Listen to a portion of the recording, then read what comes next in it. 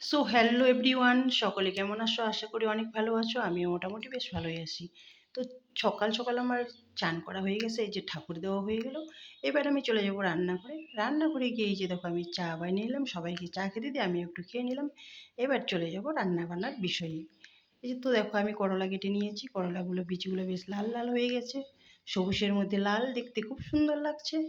তো আর করব কি, দেখো পনির। আজকে যেহেতু সোমবার, পনির তরকারি হবে।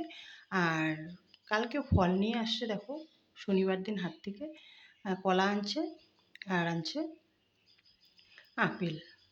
আর আমের সিজন তো শেষ, সেজন্য আম নাই, আমার আমটাই সবচেয়ে প্রিয়। তো এগুলো খেতে আমার মন চায় না, সেজন্য পড়ে আসে ঝুড়িতে।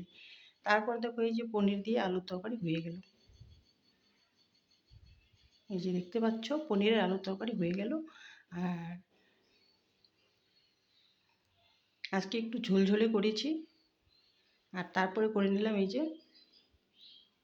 একটু শাক ভাজা, মূলা শাক ভাজা। মূলা শাক ভাজা করে নিচ্ছি। শাক কিন্তু আমার খুবই প্রিয়। সে যে কোনো শাকই হোক না কেন, লাল শাকে হোক, মূলা শাকে হোক, যে কোনো শাক খুব প্রিয়। এই যে ভাতও নামিয়ে ফেলেছি।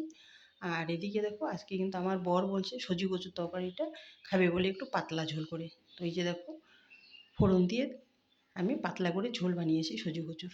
তারপরে এই যে দেখো না, আমার মেয়ে সামনে পুজো চলে আসছে, ও কালকে চুল কাইটে চলে আসছে। কত বড় চুলটা ছিল, আমি কাটতে দিলাম না, তবুও চুল কাইটে চলে আসছে। আমার তো সেই রাগ। তো দেখো চুলটা আগে অনেক বড় ছিল, এখন চুলটা একদম ছোট করে ফেলেছে। মনটা আমার খুবই খারাপ, কিন্তু কি করব, ওর যদি ভালো লাগে তাহলে ভালো। তো রান্না বান্না হয়ে গেল, সবার খাওয়া দাওয়া হয়ে গেল। এইবার আমি আমার জন্য বেড়ে রেখেছি। তো এবার আমি খেয়ে নিই, চলো ঝটপট করে খেয়ে দিয়ে।